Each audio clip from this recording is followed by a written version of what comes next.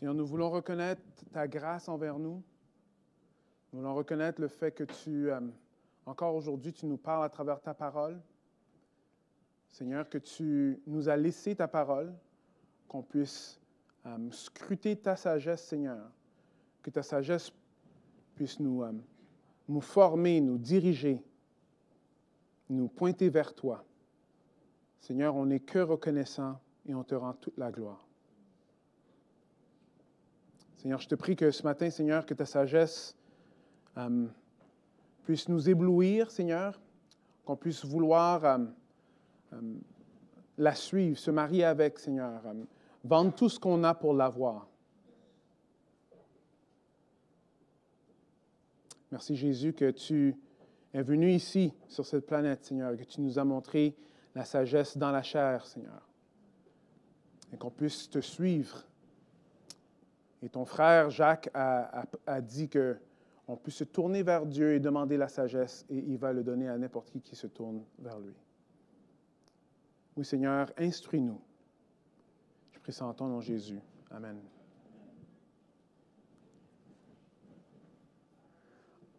Alors, le roi ne peut pas dormir. Il n'est pas capable de dormir. Il a un rêve et ce rêve-là le hante et il n'est pas capable de comprendre ce qui est en train de se passer. Et ça le dérange. Il faut comprendre, le roi est au-dessus de tout en ce moment. Il a conquis le peuple d'Israël, il a conquis pratiquement tous les pays du monde dans ce temps-là. Le roi Nabuchodonosor est on top of his game, comme on dit en anglais. Et pourtant, il n'est pas capable de dormir. Le texte va dire ceci, la deuxième année du roi de Nabuchodonosor, le roi fit un rêve qui le troubla, au point qu'il perdit le sommeil. Il ordonna de convoquer les mages, les magiciens, les sorciers, les astrologues, pour qu'ils lui révèlent ses rêves. Alors, ils vinrent et se tinrent devant le roi. Celui-ci leur dit, « J'ai fait un rêve et mon esprit est tourmenté par le désir de savoir ce que c'était. » Le roi est tourmenté. C'est intéressant parce que aujourd'hui, tout ce qui est être tourmenté, être troublé, on entend beaucoup parler de ça.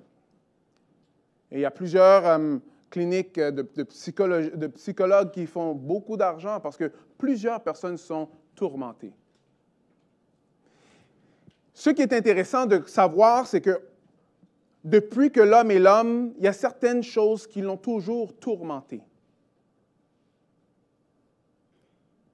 Une des choses qui a toujours tourmenté l'homme, c'est les questions existentielles.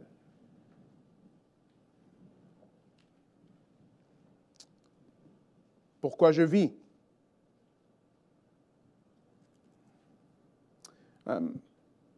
Où est-ce que je vais? Qu'est-ce qui est bien, qu'est-ce qui est mal? Je viens d'où? Et ce genre de questions-là a toujours tourmenté l'humanité. Voici une définition d'une question existentielle. Alors, les questions existentielles, ce sont de grandes interrogations fondamentales que tout être humain se pose, tôt ou tard, à propos de la vie et de son existence. Elles touchent ce qui est ultime, ce qui est universel et ce qui est inévitable. Ultime, universel et inévitable. Tout ce que nous ne pouvons pas contrôler.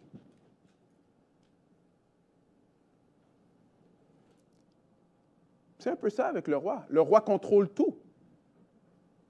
Il contrôle tous les pays autour de lui, il contrôle l'armée, il contrôle le nouveau peuple qui est là, on va les endoctriner.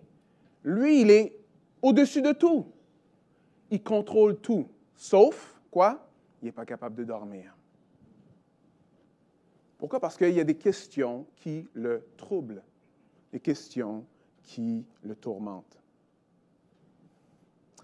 Intéressant de voir ça parce que on peut comprendre un peu ce que le roi est en train de vivre en ce moment, parce que plusieurs d'entre nous, ce que nous ne pouvons pas contrôler, souvent ça va ronger beaucoup d'espace mental, même d'espace dans notre cœur.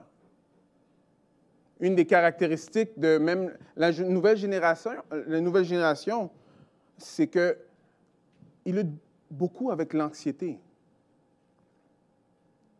L'anxiété, une façon de définir l'anxiété, c'est de vivre aujourd'hui ce qui pourrait se passer demain. Alors, on se fait une idée de ce qui pourrait se passer dans le futur, mais on le vit aujourd'hui. Alors, on essaie de contrôler ce qu'on ne peut pas contrôler et ça nous rend anxieux. Voilà un peu des exploits du roi de Babylone.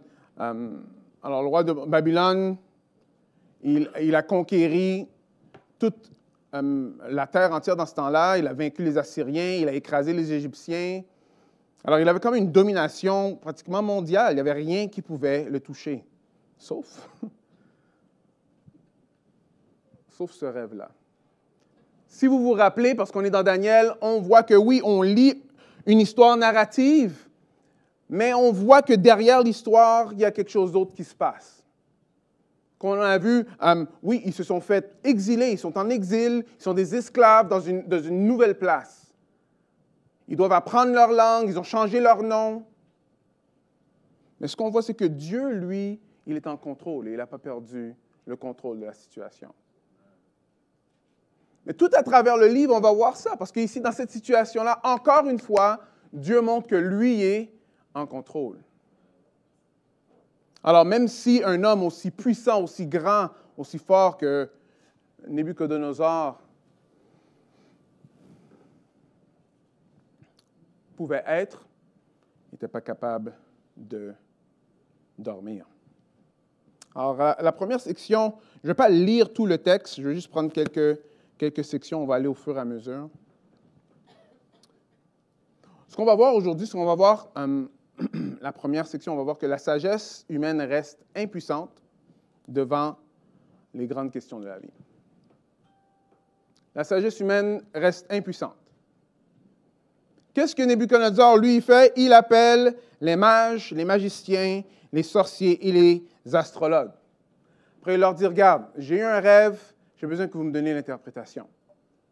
Alors, OK, c'est des astrologues, ils sont entraînés dans ça. Alors, il dit, OK, alors ils ont plein de livres d'astrologie, plein de livres à droite et à gauche de magie. Il dit, OK, alors, roi, dites-moi c'est quoi votre rêve, après je vais vous dire c'est quoi. Après, il dit, non, je vois un peu ce que vous faites. Ce que vous allez faire, c'est que vous allez me dire ce que j'ai rêvé. Et après là, je veux savoir que vous êtes digne de me donner l'interprétation. Ouf, les mages, ils n'ont pas aimé ça. Hein? Ils ont dit, mais roi, OK, bon, peut-être qu'il a mal compris. OK, mais roi, OK, alors, juste dites-nous, c'est quoi votre rêve? Et finalement, nous, on va vraiment faire tout ce qu'on peut pour vous donner la signification. Et le roi répète, non, vous n'avez pas mal compris. Ce n'est pas moi qui ai mal compris, peut-être vous avez mal compris.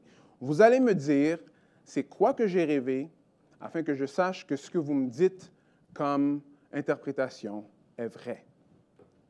Est vrai. Les mages, les astrologues, les enchanteurs de Babylone, ils ont leur rêve, c'est leur rôle, là, d'interpréter les rêves. Ils frappent un mur et ils ne savent pas quoi faire. Le roi est tellement fâché, c'est qu'il dit que finalement, si vous ne le faites pas, je vais vous découper en morceaux. Je vais vous découper en morceaux. Alors, il y a un problème ici. Mais qu'est-ce qu'on voit ici? On voit ici que les mages, les astrologues, toutes ces personnes-là, ils avaient un système, une façon d'interpréter les choses. Les Chaldéens, et ça c'est des preuves archéologiques, là. On voit beaucoup de ce qui se passe. On peut aller voir qu'ils avaient tout un système de comment lire les étoiles, comment faire de la magie, comment faire toutes ces choses-là, afin de quoi? De donner certaines réponses. Mais c'est intéressant que tout leur système ne fonctionnait pas face à ce que le roi est en train de leur demander.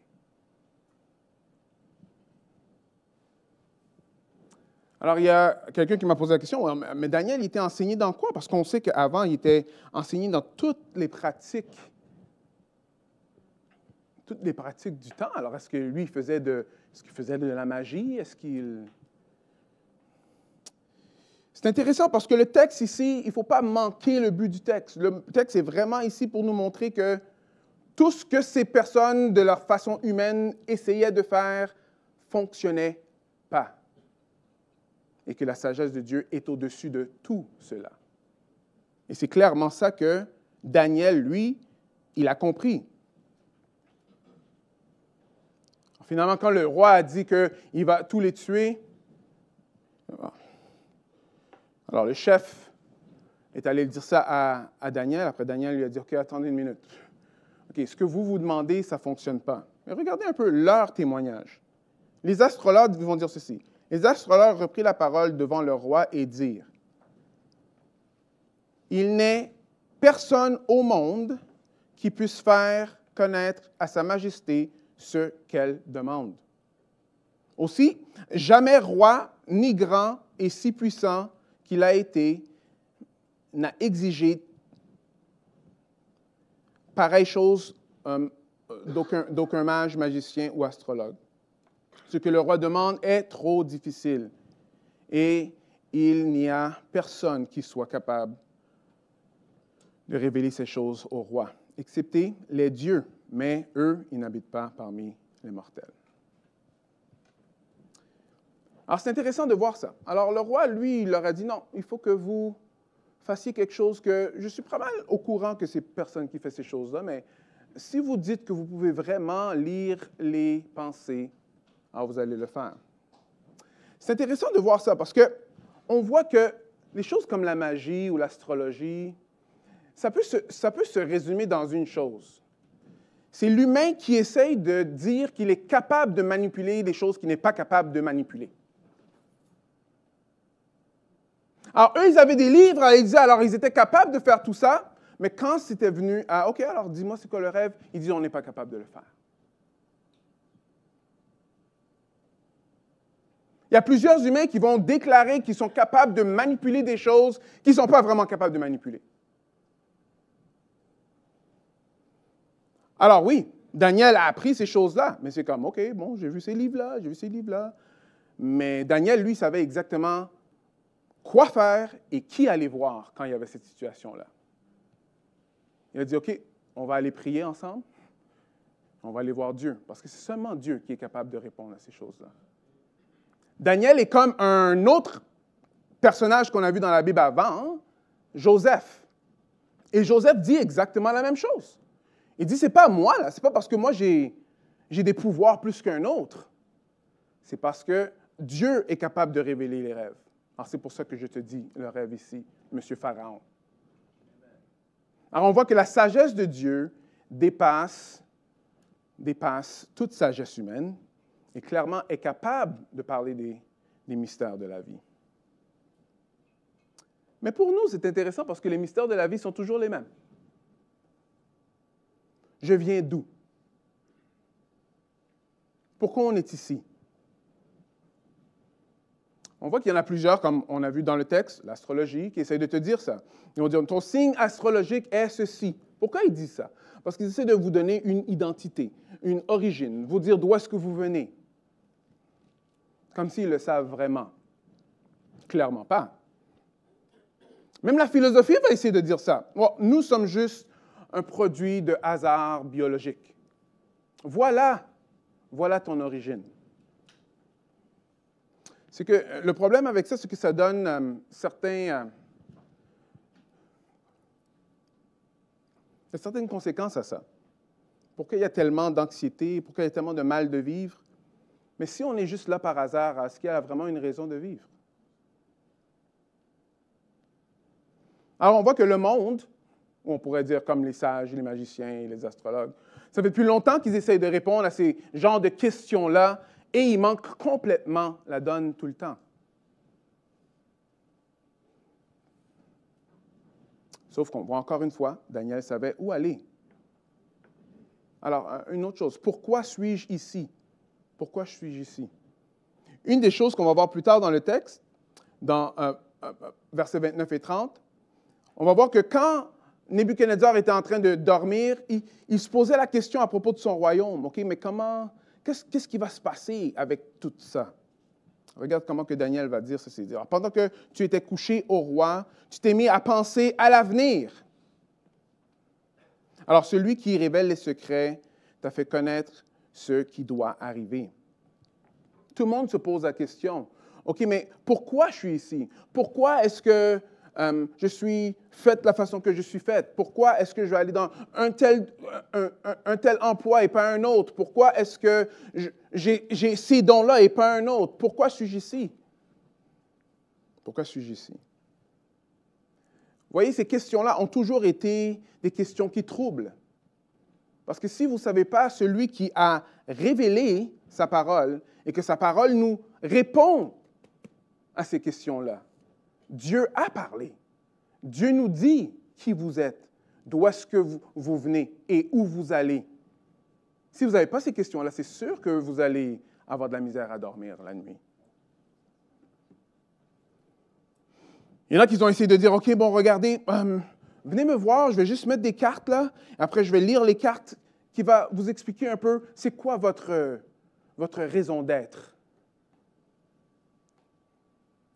C'est drôle, parce que les pays industrialisés qui sont en train de réclamer à haute voix, athée, athée, athée, c'est là qu'on est en train de voir de plus en plus une montée de l'occultisme. Un retour à ces choses-là, Pourquoi? Parce que finalement, ils ont comme un peu catché qu'on n'est pas juste des êtres matériels, peut-être qu'il y a un spirituel et tout. Et qu'est-ce qui arrive? Ils essayent de contrôler les choses qu'ils ne sont pas capables de contrôler. Ils essaient de donner des réponses à des choses qu'ils ne sont pas capables de donner des réponses.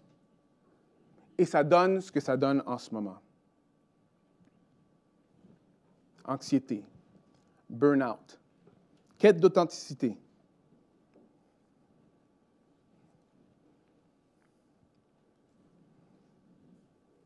Est-ce que vous me suivez un peu? Et finalement, qu'est-ce qui va se passer dans le futur? Qu'est-ce qui se passe après la mort? Une autre question qui trouble plusieurs personnes, particulièrement les personnes qui font face à la mort, mais pas seulement eux.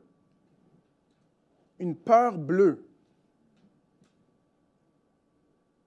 Une peur bleue de qu'est-ce qui va se passer après la mort.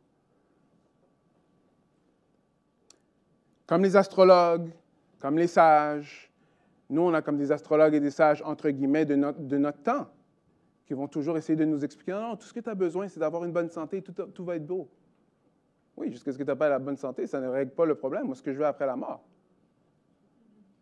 Tu as juste besoin d'avoir un bon noyau familial, avoir une bonne carrière, avoir bien établi, avoir une bonne qualité de vie. OK, mais ça ne répond toujours pas à ce qui arrive après la mort. Alors, on essaie de donner des réponses et tout qui ne fonctionnent pas. Alors, dans un sens, les mages et les sages qui ont dit, « Regarde, roi, on n'a pas la réponse. Et ce que tu demandes est impossible à savoir. » C'est intéressant. Pourquoi? Parce qu'on voit que beaucoup des athées même, ils vont dire, « Ah, mais ceux qui croient en Dieu, c'est parce qu'ils ont besoin d'une béquille. » La réalité des choses, c'est qu'eux, ils croient en quelque chose. Et des fois, dans quoi qu'ils croient, ça a l'air qu'ils ont besoin comme 15 béquilles, eux. Parce que ça a l'air un peu, « Wow, toi, tu as vraiment besoin de la foi pour croire qu'on est comme le résidu de bactéries qui sont venues d'une autre planète, qui sont venues sur la Terre pour que nous, on devienne ce qu'on est. » Wow, ça prend vraiment beaucoup de foi. Et une parenthèse que je veux faire, parce que la quête d'identité, la raison pourquoi on est ici et pourquoi, et qu'est-ce qu'on va faire après, ça touche plusieurs communautés. Mais il y a des communautés qui sont touchées d'une certaine façon. Il y a un phénomène là, vous allez voir beaucoup de gens de sectes qui se lèvent comme des Black Hebrew Israelites ou des personnes comme ça qui veulent dire à en général des personnes de peau basanée, que genre, non, mais toi, tu as besoin d'aller comme voir ce qui se passe en Égypte pour savoir qui tu es. Ou toi, tu es le vrai peuple d'Israël. Tu sais, Daniel, lui, je pense qu'il a étudié des affaires de magie. Tu devrais faire la même affaire. Toujours cette idée-là d'essayer de donner une identité, une différente façon de faire que, encore une fois, empoisonne et ne répond pas vraiment à la question. Un exemple que j'ai vu, vraiment, c'est, je ne sais pas si vous avez déjà suivi le monsieur qui s'appelle Kanye West, qui avait fait profession de foi, mais que vous voyez qu'il est troublé. Mais ce n'est pas juste qu'il est troublé, il est troublé par des philosophies qui prennent un peu de partout. Parenthèse, ce n'est pas parce que quelqu'un a écrit un livre que c'est bon. Hein? Ah, mais j'ai lu un livre. Mais ce n'est pas parce que tu as lu un livre qu'il est bon, là. Ce livre-là est bon. Mais ce n'est pas parce qu'il c'est écrit sur une feuille de papier que c'est quelque chose qu'on devrait suivre dans notre vie. Mais plusieurs vont avec cette façon de voir-là. Non. Non. Alors, on a une illusion de contrôle. Il y a des problèmes qui nous troublent, mais on n'a pas vraiment de réponse. Regardez un peu dans Colossiens 2, 3, qu'est-ce que ça va dire. En lui, on parle de Jésus, right? En Jésus se trouvent cachés tous les trésors de la sagesse et de la connaissance. Est-ce que vous voyez ce que Paul est en train de dire? Que tous les trésors de la sagesse, c'est en Jésus que vous allez le trouver. Tout ce qui est connaissance, c'est en Jésus que vous allez le trouver. On voit que le texte de Daniel pointe vers quelque chose d'autre qui va venir dans le futur. Ça pointe au royaume de Dieu qui va venir et qui va prendre sa place. Alors, je te pose la question, es-tu troublé aujourd'hui? Es-tu troublé aujourd'hui? Si tu es troublé aujourd'hui, Jésus a une réponse pour toi. Il va te dire qui tu es. Oh, tu es sa création. Il t'a créé. Pourquoi? Pour glorifier Dieu. Mais c'est quoi le problème? Mais le péché te sépare de Dieu. Alors, tu es ici pour faire quoi? Pour te repentir et adorer Dieu. Adorer Dieu ne veut pas juste dire que, OK, je vais chanter des chants. Adorer Dieu avec ta vie. Adorer Dieu de toute ta force, de toute ta pensée, de tout ton être. Et tu vas où? Bon, c'est parce qu'un jour, Jésus va retourner. Et tous ceux qui sont en lui vont le voir face à face. Faites pas l'erreur de plusieurs que quand on lit que Daniel était en train d'interpréter un rêve, qu'ils vont se poser la question, OK, mais est-ce que moi j'ai besoin d'avoir un rêve? Non, non. Le texte est en train de nous dire qu'il y a un problème et Daniel est allé chercher la face de Dieu. Il voulait entendre les paroles de Dieu et Dieu lui a parlé.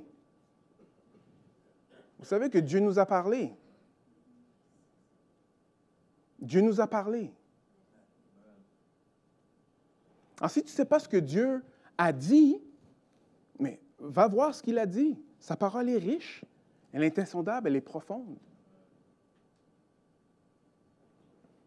Une erreur des fois qu'on fait quand on lit la Bible, c'est qu'on va dire, OK, si c'est dans la Bible, alors c'est prescriptif à la place de descriptif. Descriptif, ça décrit quelque chose. Ici, ça nous décrit une situation. Une situation où est-ce que Dieu a agi. Mais ce n'est pas une prescription, là. Ce n'est pas en train de dire, OK, va pour que Dieu puisse faire en sorte que tu puisses révéler les rêves de tout le monde. Non, ce n'est pas ça qu'il est en train de dire. Le texte est vraiment en train de nous expliquer que allez pas vers des sagesses qui sont des pseudo-sagesses. Allez voir Dieu, parce que lui, sa révélation est au-dessus de tout. Amen. Alors, on voit qu'est-ce que Daniel fait. Daniel sait exactement quoi faire. Alors, puis, il entra chez lui et il informa ses compagnons. Il informa Anania, Michaël et Azaria de ce qui s'était passé. Il leur demandait de supplier le Dieu des cieux dans sa grâce. Il leur révèle ce secret afin qu'on ne le fasse pas périr, et ses compagnons et lui, avec le reste des sages de Babylone. Alors, au cours de la nuit, dans une vision, le secret fut révélé à Daniel. Alors, celui-ci bénit le Dieu des cieux. Alors, Daniel, face à ce problème-là, ce n'est pas un petit problème, il allait perdre la vie. Il savait qu'il fallait qu'il rentre en prière. En prière. Il a dit, OK, on va tous se mettre en prière, on va voir si Dieu va répondre. On va voir si Dieu va répondre. Voici ce que lui il dit comme bénédiction. Il dit, « Béni soit Dieu, dès maintenant et à toujours, car à lui appartient la sagesse et la force. Il fait changer les temps et modifie les circonstances. Il renverse les rois et établit les rois. Il donne la sagesse aux sages et à ceux qui savent comprendre. Il accorde la connaissance. Il dévoile des choses profondes et secrètes. Il sait ce qu'il y a dans les ténèbres et la lumière brille auprès de lui. » Écoutez bien ce qu'il est en train de dire. Il sait ce qu'il y a dans les ténèbres et la lumière brille auprès de lui. C'est toi, Dieu de mes pères, que je célèbre et que je loue. Tu m'as rempli de sagesse et de force et tu m'as fait connaître ce que nous t'avons demandé. Tu nous as révélé ce que le roi demande. Es-tu troublé? Dieu, il a la réponse à ça. Va en prière. Va devant le Dieu des cieux. Dans le Nouveau Testament, ça veut dire de ne vous inquiéter de rien, mais en tout, allez en prière. Right? Supplication. Et le Dieu, toute grâce, je vais le dire exactement, s'il vous plaît.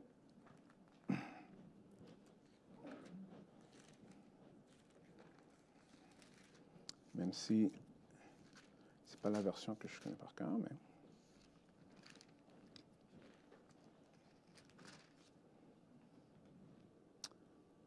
Alors, réjouissez-vous en tout temps, tout ce que le Seigneur est pour vous. Oui, je le répète, soyez dans la joie. Alors, faites-vous connaître par votre amiabilité envers tous les hommes. Le Seigneur est proche. Ne vous mettez en souci pour rien, mais en toute chose, exposez vos demandes à Dieu en lui adressant vos prières et vos supplications, tout en lui exprimant votre reconnaissance. Alors, la paix de Dieu, qui surpasse tout ce qu'on peut concevoir, gardera votre cœur et votre pensée sous la protection de Jésus-Christ. Une autre version, mais on comprend l'idée d'aller vers Dieu. Alors maintenant, quand Dieu parle, qu'est-ce que Dieu, lui, il a dit?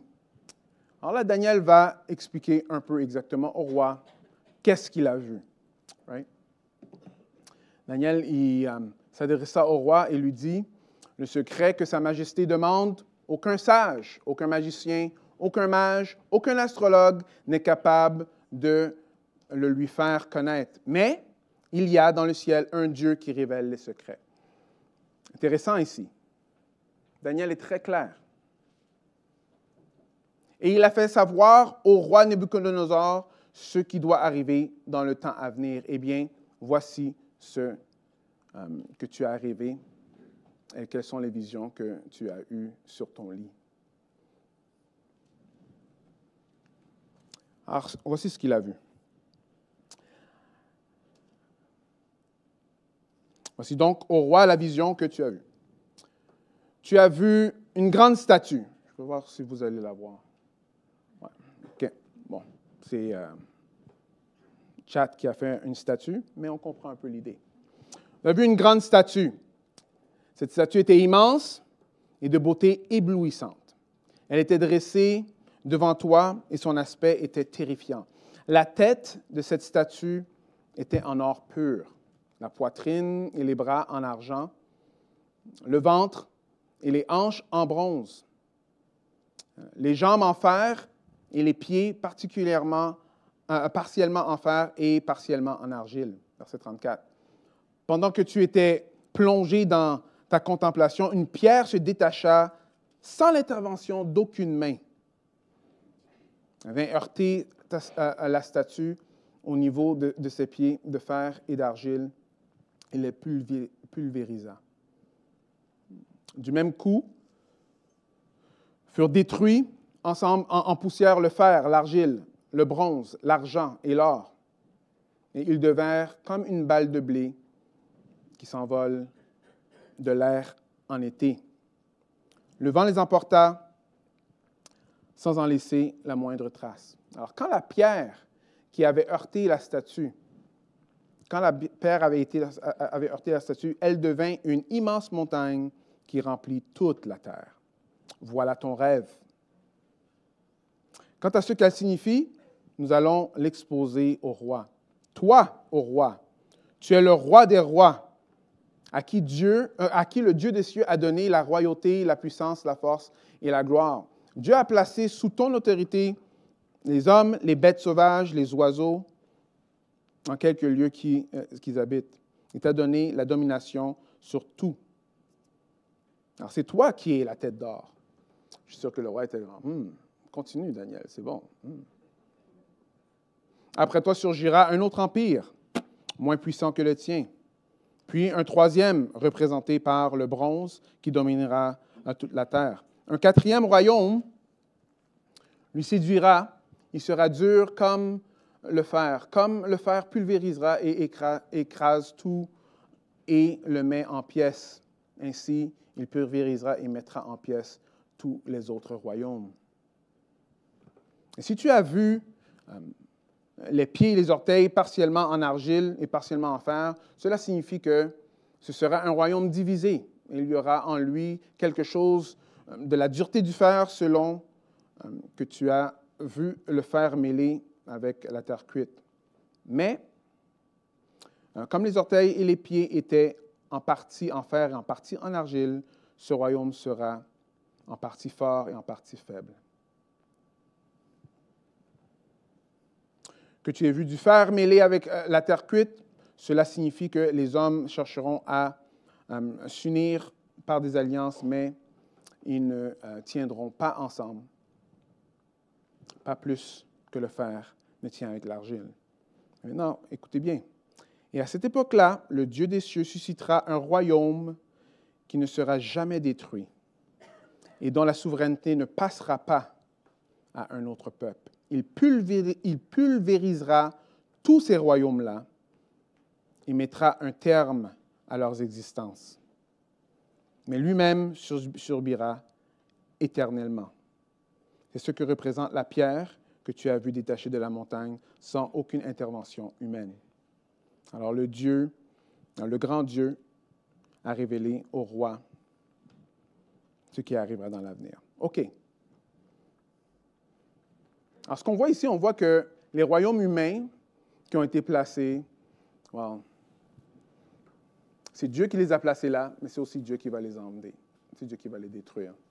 On va rentrer plus en profondeur dans tout ce qui est la signification de ça. Pourquoi? Parce qu'à partir du chapitre 7, c'est un peu de ça qu'on est en train de parler. Mais voilà ce qui se passe. Alors, le roi, lui, il est un grand roi et il y aura plusieurs royaumes après lui qui seront moins forts que lui. Mais après tout, il y aura un royaume qui n'est pas fait de main humaine, qui va détruire tous ces royaumes-là, et qu'il y a une montagne qui va grandir et qui va remplir toute la terre. Ça, c'est dans Daniel. Ça, c'est des centaines d'années avant Jésus-Christ. Il y a quelque chose d'intéressant dans le livre de Daniel que nous, on ne peut pas voir, à moins que vous faites un peu de recherche. C'est que le livre de Daniel est écrit en deux langues. C'est écrit en hébreu et en araméen. OK? Alors, c'est intéressant parce qu'on voit que le début est écrit en hébreu, et après, à partir du verset 2, 4, là, tout ça, c'est écrit en araméen. En araméen, c'est comme l'équivalent de l'anglais d'aujourd'hui. C'est la langue commune, la langue que tout le monde connaissait. Et à la fin, ça retourne en hébreu. Alors, toutes ces histoires-là, c'est comme c'est écrit dans la langue que tout le monde peut comprendre, tout le monde peut voir. Et ici, on voit clairement que non seulement qu'il y a une prophétie qui arrive dans le futur, mais aussi ça montre le message que Dieu, lui, il a un royaume qui écrase tous les autres royaumes. Alors, ce message-là, c'est pour nous. C'est pour toi, c'est pour moi. Jésus-Christ est venu instaurer son royaume. Est-ce que vous comprenez? Le royaume de Jésus va rester éternellement. Ce royaume-là va prendre toute la place. Et tous les autres royaumes vont être détruits. Pourquoi c'est une bonne nouvelle? Ces jours-ci, quand on écoute, on voit des royaumes à droite et à gauche. Ce n'est pas toujours des bonnes nouvelles. C'est temporaire. C'est temporaire. Jésus, il bâtit son Église, il bâtit son royaume, et il n'y a rien qui peut prévauder contre lui. Un jour, la terre va être toute détruite et refaite, et son royaume va régner éternellement. Amen. Maintenant, le roi, lui, c'est quand même assez intéressant parce que ce n'est pas un Israélite. Il va dire certaines choses. Il va dire ceci. Il va dire, « Wow!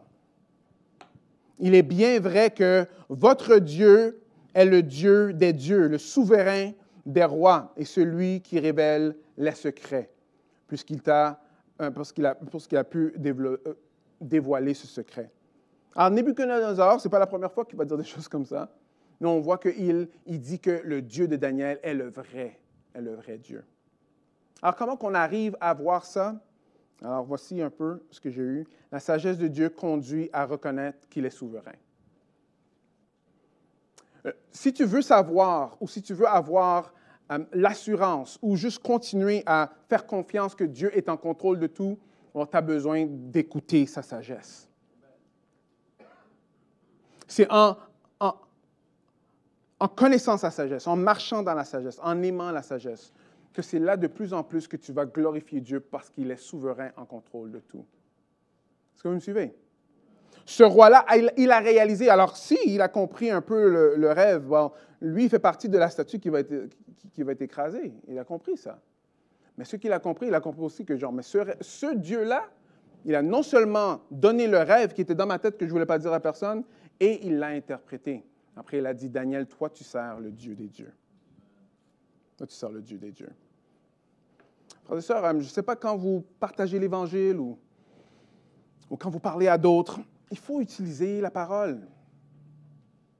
Je ne dis pas juste certains versets que vous avez appris par cœur, que vous avez juste répété tout le temps, sans que ça fasse du sens, mais essayez de voir comment que Dieu, lui, il adresse certaines situations. Parce que cette sagesse-là, c'est cette sagesse-là qui a fait que le roi, lui, il plie le genou. Plus qu'il plie le genou, il a commencé pratiquement à adorer Daniel. OK. Mal placé, on comprend, mais quand même. C'est la sagesse de Dieu qui a mis le roi à genoux.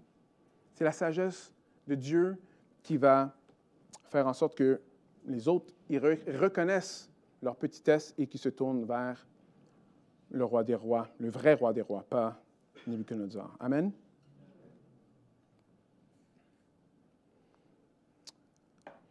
Alors, on a vu que la sagesse de Dieu a révélé ce qui était secret. On a vu aussi que c'est cette sagesse-là qui a mis le roi Nebuchadnezzar à genoux.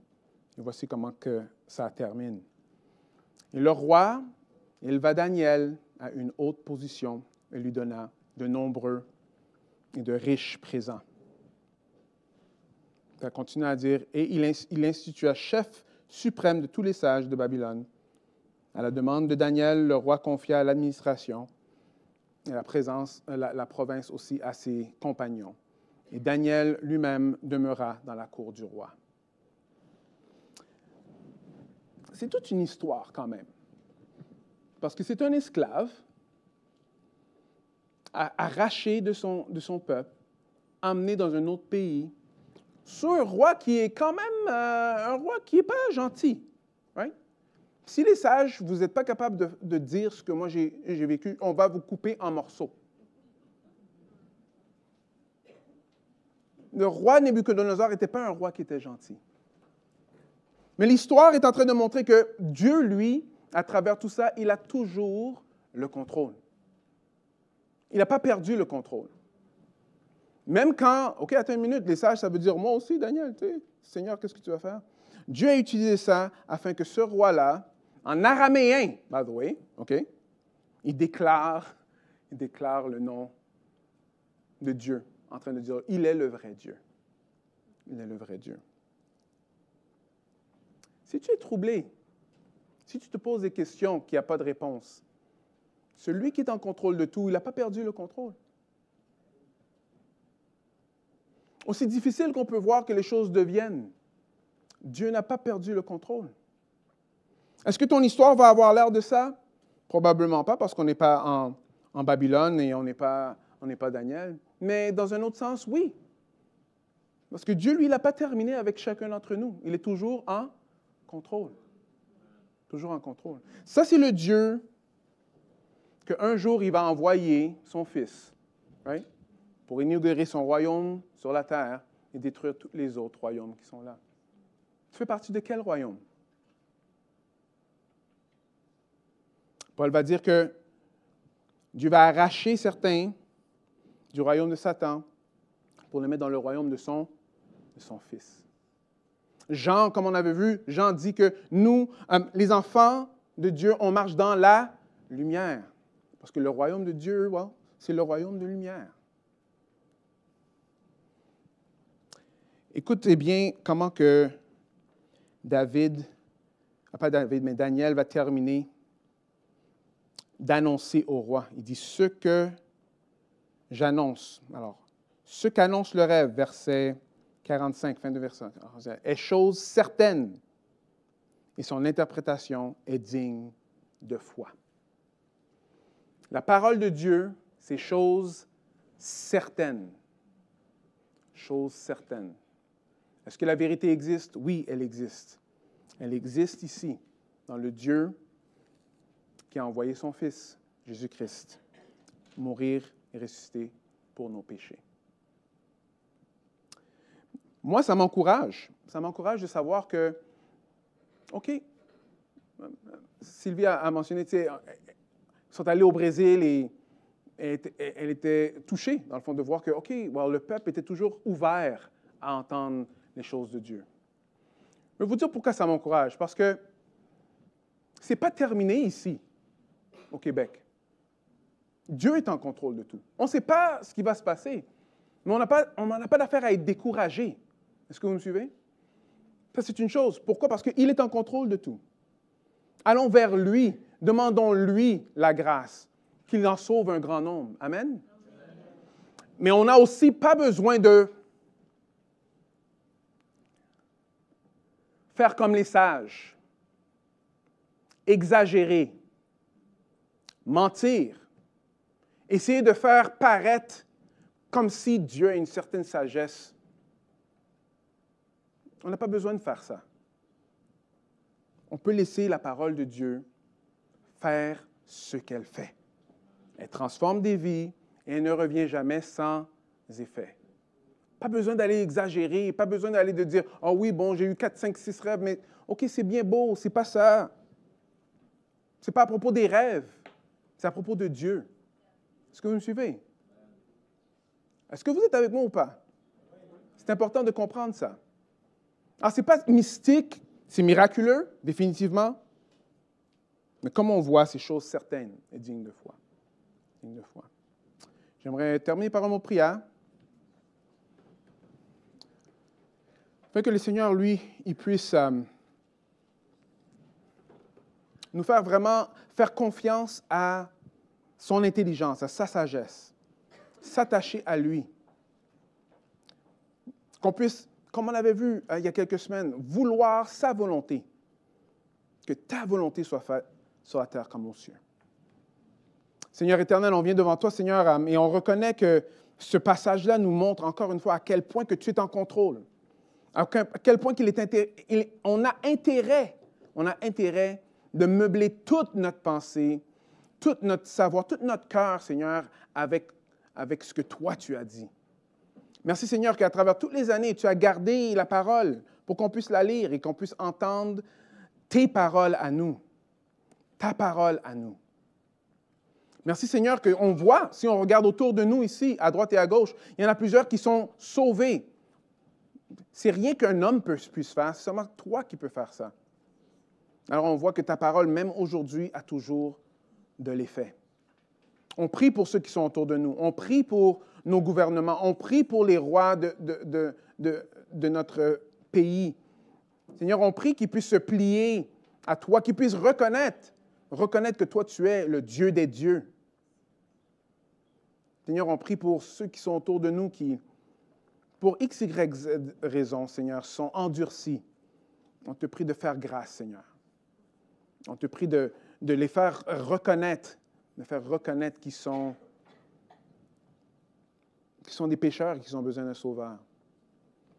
Et je prie maintenant pour tous ceux qui sont ici, Seigneur, que tu puisses nous faire grâce, qu'on puisse grandir dans notre connaissance de toi. Connaissance pas seulement intellectuelle, mais de te connaître, Jésus, marcher avec toi, te laisser nous diriger, être rempli de ton esprit. Seigneur, on a besoin de toi.